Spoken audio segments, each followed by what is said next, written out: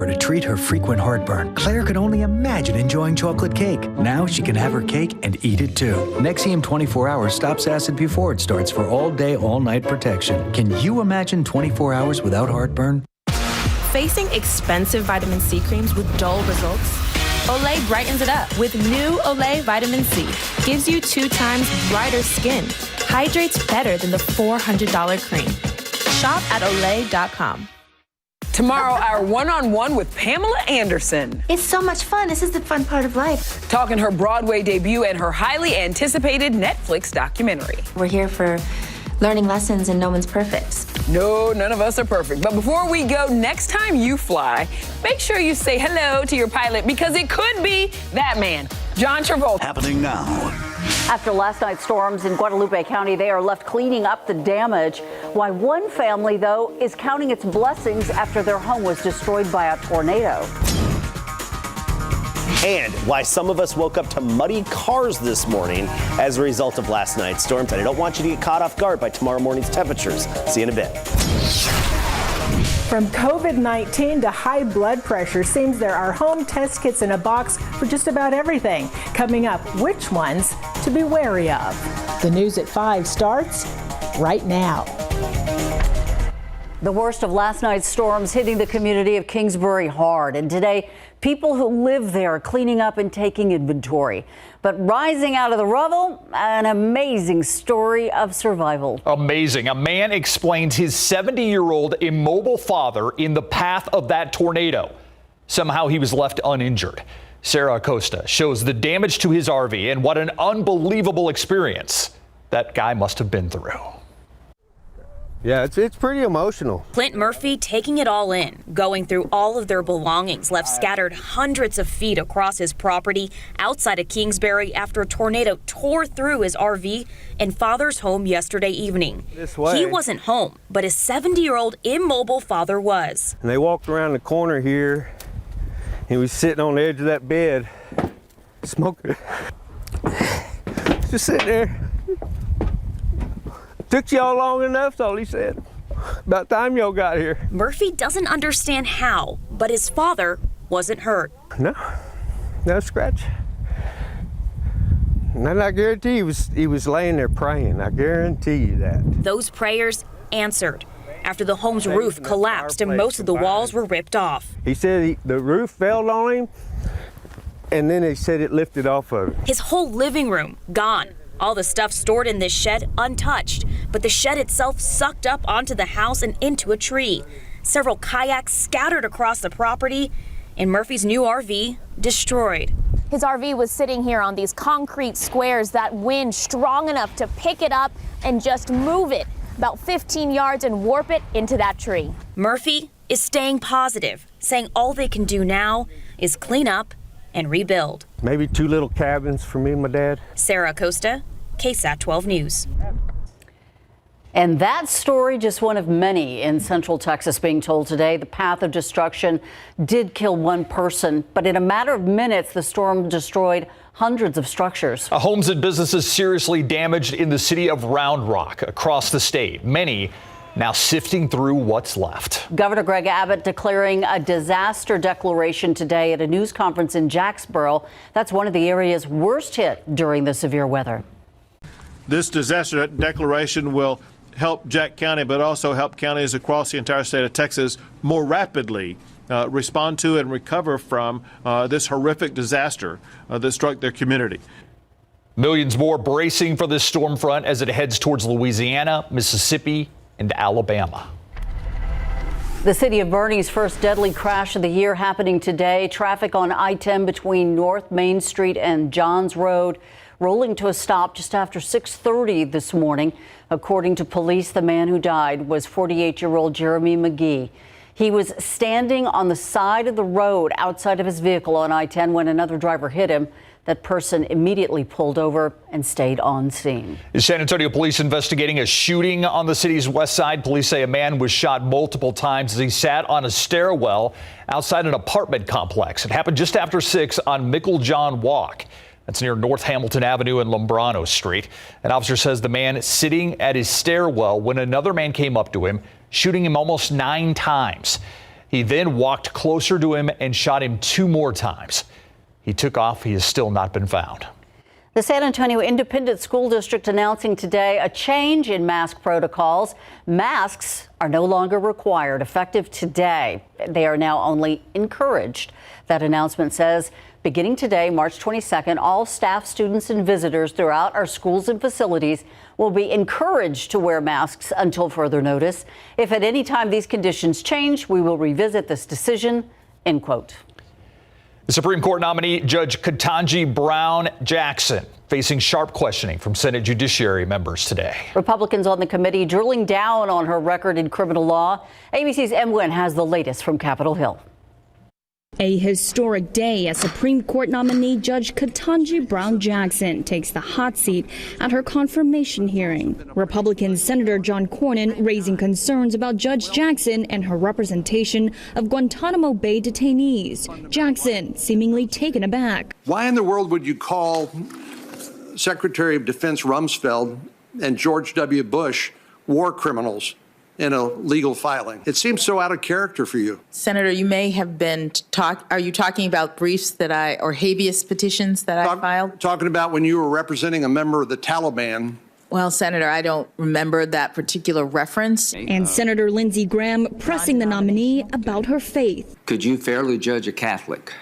Senator, I have a record of I think the answer would be yes. Judging everyone. I believe you can. I'm just asking this question because how important is your faith to you?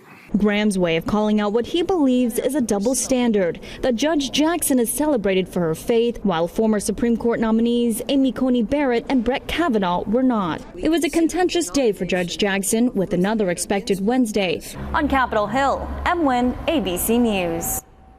An unusual case getting started in Michigan. The pretrial hearing for a suspected school shooter begins.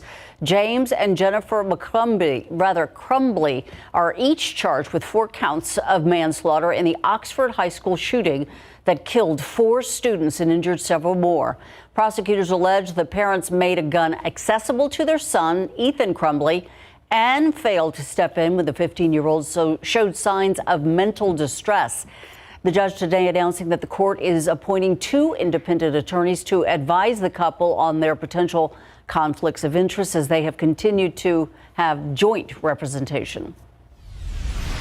Now to the latest on the war in Ukraine. The Russian attacks on civilian targets escalating with a deadly strike on a Kyiv shopping mall. The situation in besieged city of Mariupol also growing increasingly desperate as it refuses to surrender. ABC's Rena Roy has the latest. As Russia continues escalating its attack on Ukraine, Ukrainian forces keeping up the fight, desperately holding on to their country. Ukrainian authorities say their troops reclaimed a strategically important suburb of Kyiv, but other areas around the capital city are still under siege. This video, verified by ABC, shows a Russian strike on a mall in Kyiv. At least 8 people killed, the deadliest attack in the capital since the war began. The city under a 35-hour curfew, with fears Russian kill teams may be in the area. In Kherson, Russian troops again fired tear gas into a crowd of residents peacefully protesting the Russian occupation of the city. Several people injured in similar scenes on Monday. Satellite images show the besieged port city of Mariupol, smoke filling the sky, civilian areas bombarded by strikes, apartment buildings destroyed. Residents who are still there hiding out underground in freezing conditions. President Zelensky telling them to stay strong, saying never think even for a moment that Ukraine does not remember you. The UN reports more than 10 million have been forced from their homes, a quarter of the population. 3.5 million have left the country, half are children. President Biden says Russia has used a hypersonic missile in Ukraine. He fears Russian leader Vladimir Putin could use chemical weapons, with the Russian advance stalled across the country. Rena Roy, ABC News, New York. A terrifying situation for a pair of 12-year-old boys in Lacoste, and now unanswered questions from their families about how law enforcement has handled its criminal investigation there. Those boys were shot at by a man as they walked home from their school bus stop March 8th. The suspect, who's not been identified publicly by police, then chased one of the boys in a vehicle. While footage shows law enforcement searching for the shooter the following day, parents of the children say they have gotten no updates on what came of that search and whether the suspect is still in the area. He hid in a little building as he watched his friend run around being chased by the vehicle. A scary story for all parents and no answers. A small community on edge, a search for answers on the Night Beat tonight at 10. Check out traffic right now. 67 degrees outside there. This is US 90 at Couples, and you can see traffic moving very smoothly in both directions. All right, let's take a look at some of the rainfall accumulations that we had yesterday all the way through early this morning. And you look right along I-10, that was the sweet spot east of San Antonio. That's where we had some accumulations of around 3 inches of rain. Again, that is along I-10, and that was really the bullseye. Even Lavaca County had some good accumulations as well. Eastern Lavaca County had a couple of inches. As we go through this evening, the wind is going to die down. That's the nice thing. Not as much of a breeze. Northwesterly wind at 5 to 10, but it is going to become chilly. We're talking about a cool night tonight. Temperatures mid-50s at 10 o'clock. Tomorrow morning, I wouldn't be surprised if we see some 30s out there. I'll get into the details, show you how cold and where in just a bit and how long that lasts. But I do also want to point out tomorrow's a big day. Yes, it is. First Fiesta medal giveaway for me. That is tomorrow. As usual, line can start forming at 4 p.m. We give away the medals at 6. I'll be there live at 5 and 6 p.m. This is at the Children's Hospital of San Antonio Emergency Center in Stone Oak. That's on Sonterra Boulevard. I'll see you there. It's that time again. Yeah, it is. The pharmaceutical company Pfizer recalling some of their blood pressure medicines due to a contamination. While no one's been affected, it is an act of precaution. Most of us have taken COVID-19 at-home tests, but did you know there are tests that can detect chronic illness too? 12 News High's Marilyn Moritz tells us which ones are more reliable and what they can detect. The storm is over, but the recovery is just beginning. I'm Myra Arthur, and coming up today at 6 o'clock, a look at what comes next now in Guadalupe County. You have seen these images throughout the day. 100-year-old trees cracked in half, homes ripped off their foundations. That area out there is still out of power, so the county's currently working on getting them some additional water supplies that they need. Today at 6, we're talking to the emergency management coordinator in Guadalupe County about where things stand now, roughly 24 hours later. Plus, a man shot and killed by deputies. This was all caught on camera. It happened in 2015. The footage shows Gilbert Flores put his hands up before he was shot. Today, one of those deputies was in court. He's questioned about Flores' hands being in the air before he was killed. We're going to share what he had to say in response. Those stories and more coming up in less than an hour on the news at 6. Thank you, Myra. I'll see you then. Well, new at 5, modern medicine and home testing. By now, you're probably familiar with home COVID tests, but there are many other at-home medical tests for everything from hormones to HIV. But before you start swabbing, 12 on your side's Marilyn Moritz says some of those tests are more reliable than others. COVID-19, STDs, food sensitivities, you name it, there's probably a test in a box that you can take at home. Many of these tests are pretty straightforward, like the COVID-19 test. The problem we're seeing is that there are others with questionable quality, and these could leave you with confusing results, which could lead to unnecessary follow-up testing and treatments, or delay needed care. Consumer Reports found some of the more useful at-home tests are those for chronic conditions like diabetes, congestive heart failure, and high blood pressure. These tests can help people manage these chronic conditions at home, which can save them trips to the doctor. Also useful, the FDA-approved home test for HIV, helpful for people without healthcare providers or who have privacy concerns. The at-home tests you should be wary of, CR says, are tests that focus more on your wellness, such as tests that measure hormone levels, food sensitivities, and stress. The FDA generally doesn't review what it considers wellness tests, which tend not to diagnose a specific condition, and some might also give unreliable results. Look for home tests authorized by the Food and Drug Administration. Generally, it's a good idea to check with your doctor to be sure a home test is right for you. Also, your doctor may be able to do the same test and save you money if it's covered by insurance. If you do home tests, online tutorials can be helpful. Also, check those expiration dates and the storage directions. Marilyn Moritz, KSAT 12 News. And if you take blood pressure medication, listen up. Pfizer voluntarily recalling its blood pressure drug, Acuretic.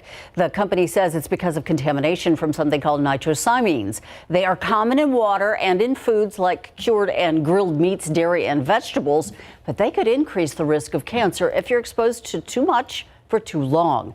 There haven't been reports of the medicine hurting anyone yet, but Pfizer is recalling it to be safe, and that includes the brand name as well as 2 generics. Check out Sky 12 right now over downtown San Antonio, Old Glory. I believe that's the Tower Life building. What a beautiful day. A beautiful day, but a scary night for a lot of folks. Yeah, and even some large hail late last night on the east side of San Antonio and eastern Bexar County, and the confirmed tornado, Guadalupe County into Caldwell County. That's the one we reported on earlier. And a preliminary assessment on that tornado rates it an EF1 from the National Weather Service. That's just preliminary. They're going to go through more of the data, the information, and their observations.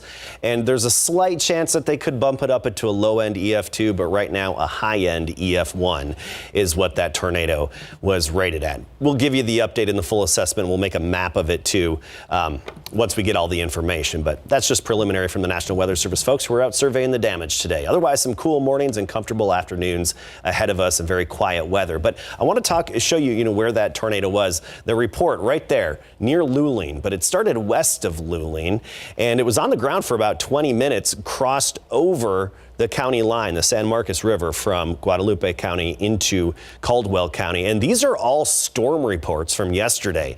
And all these little white squiggly lines, those are tornado icons. Those indicate confirmed tornadoes actually sighted on the ground. And you put it in perspective here. That tornado started just north of Seguin and near Kingsbury, and that's only about 35, 40 miles east of San Antonio. It's not that far away from us.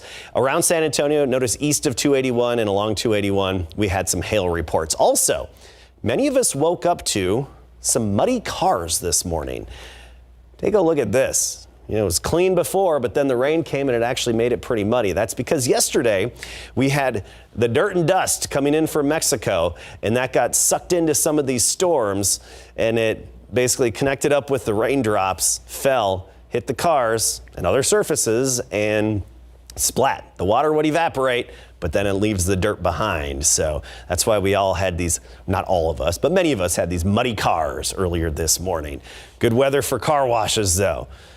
Clear skies, nothing but sunshine in the forecast here. Still the big upper level system and dynamic severe weather producing system pushing to the east of us. It's still out there. Louisiana, Mississippi, Alabama, that's where we're seeing the severe storm activity now. But this is a far reaching system from severe weather in the Gulf states to heavy snowfall in northern Minnesota. Over a foot expected up in the Arrowhead. So winter's not over for everybody on the cold side of this storm. Big, broad, upper level low pressure system, kind of a classic spring storm. Off to the west, though, in the Pacific, Big Blue H. That's going to be influencing our weather going forward, so we're looking at a lot of sunshine and unfortunately no chance of rain. We have had the high gusts today. Right now we're gusting to 33 at the airport, Hondo gusting to 35. It's breezy and gusty out there right now, but the wind isn't going to be as much of a factor later on tonight. Notice through 9 o'clock, we're still gusting to 30 miles per hour, but by 11 o'clock midnight, we start to see those gusts drop down into the teens, so not as much of a factor overnight. Let's talk temperatures. Right on the cool side, unseasonably cool, 60 Kerrville, New Braunfels 67. Right now at the airport, we're 67, Stinson 72, along with Castroville. Get this, tomorrow morning, some upper 30s. Bulverde, 39. Bernie, 39. Rio Medina, 37. Even Helotes, 38. The rest of us close to 40. So long sleeves in the morning, but then we can have short sleeves in the afternoons. And that's going to be the case basically all the way through Friday. So we have some cool mornings ahead of us.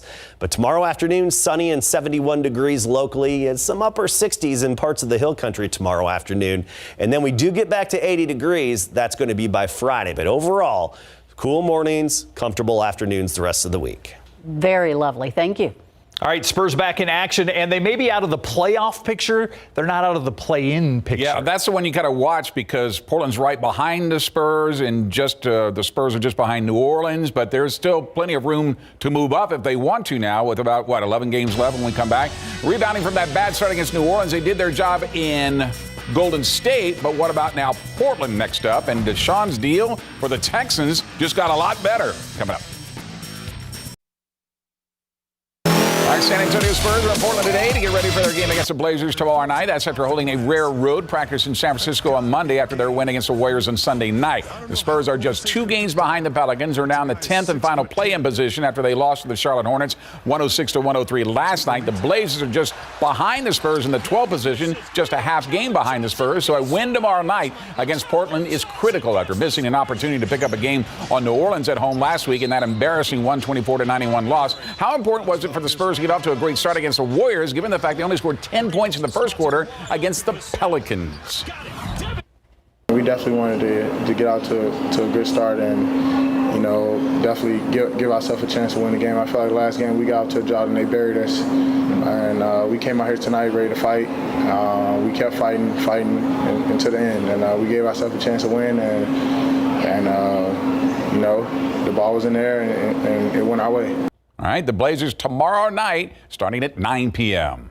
Pro football coverage, powered by Davis Law Firm. There is more to the Deshaun Watson trade now that we're getting that includes another draft pick to the Texans from the Cleveland Browns as part of the blockbuster move. Instead of 5, the Cleveland Browns are now sending 6 draft picks to the Texans for what Watson that now includes a 4th-round draft pick this year. And instead of giving up a 5th-round pick by the Texans, it switched to a 6th round in 2024. This makes the deal even better for the Texans, who will now receive 3 first-round picks in 2022, 23, and 24, a 3rd-round pick in 2023, and a 4th-round pick in 2022 and 24. That's quite the haul. That means the Texans have 10 draft picks this year. That includes the number 3 overall selection, now number 13 overall, thanks to the Watson trade, and all 5 picks in the top 80 to start rebuilding their team this year. The Dallas Cowboys appeared to be interested in signing linebacker Bobby Wagner, who was cut by the Seattle Seahawks. Defensive coordinator Dan Quinn is making the push to sign the 6-time All-Pro after he called Wagner the best linebacker he has ever coached, according to reports. But the question is, how much money do the Cowboys have to pull this off?